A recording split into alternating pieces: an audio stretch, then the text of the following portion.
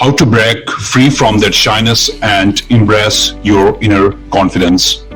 First thing first, it's important to understand that being shy is completely normal. But if you are ready to step out of your comfort zone, here is what you can do.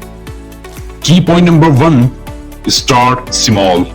Begin by challenging yourself with small social interactions.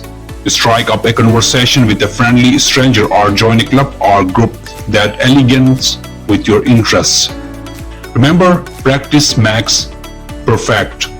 Moving on to key point number 2, embrace positive self-talk. Replace those negative thoughts with empowering affirmations. Remind yourself that you are capable, worthy, and deserving of connection with others. Trust me, this can make a world of difference. Key point number 3, prepare and practice. If you have an upcoming event or social gathering, take some time to prepare beforehand.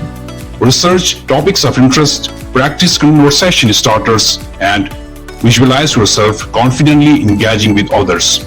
The more you practice, the easier it becomes. Now, let's talk about key point number 4, body language. Speaks volumes. Stand tall, maintain eye contact, and smile. These small gestures exude confidence and make you more approachable. Remember, confidence is contagious. Next step is key point number 5, step out of your comfort zone regularly.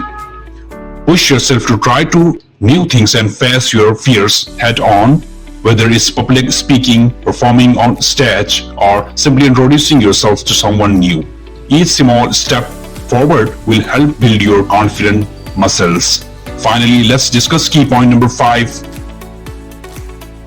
Surround yourself with supportive people. Seek out friends who encourage and uplift you. Having a solid support system can make all the difference in boosting your confidence levels.